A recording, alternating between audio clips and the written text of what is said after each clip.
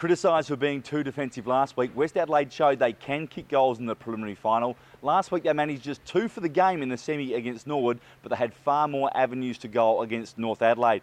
In fact, they had 9 goal scorers, much to the delight of coach Andy Collins. North Adelaide did start well. They kicked the first 3 goals of the match, but Ryan Willett single-handedly ate up that lead, kicking 3 of his own. In the second quarter, West Adelaide kicked 6 goals and they led by 24 points at half-time and were never really headed from there. Let's have a look at the highlights. Such an important game, the prelim final, and I guess the winner going through to the grand final. But West Adelaide were out of the blocks pretty early, Andrew.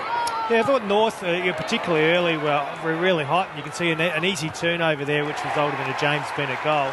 And they came out of the blocks really well. They led early, and it wasn't until about the 20-odd minute mark that we saw West Adelaide actually virtually venture into their forward line. And Ryan Willett kicked a fantastic goal from a very difficult pocket with the breeze against him.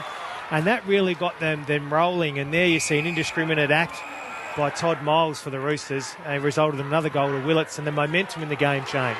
It did, and I think you said in the call, Andrew, that it was a game of the first quarter was in halves, wasn't it? Dominated by North Adelaide first, then West Adelaide getting back into it, and I thought the little Fort Caruso and then on to Nat Caruso really got things going in the second term for West Adelaide, didn't it? Yeah, that was the opening bounce of the second quarter, and West Adelaide had the momentum coming out of the first quarter, and then they kicked that goal there straight away, and all of a sudden you thought, oh, geez, they're in trouble, the Roosters. They really started to lack composure when they had the footy. We see a kick out of bounds on the thing, and there's Brad Couch, who I thought really announced himself today as a legitimate AFL player and a very good SANFL player. Kicked his first goal for the year.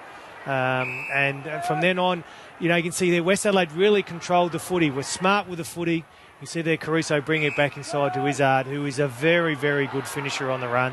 You see there he took his taller opponent on in Craig and kicked a long, long goal. I think that was the important part for West Adelaide, hitting up targets. They were really good. Here's a brilliant snap by Silverlock, who I've been saying all year that he's going to take a game by the scruff of the neck, but he played his role today, but Crouch was the man for me who really got them going. North couldn't quite, they went to Alloway a lot, and he didn't do enough of this, did he? Yeah, the loss of Lewis Johnson today really hurt them as another tall marking target.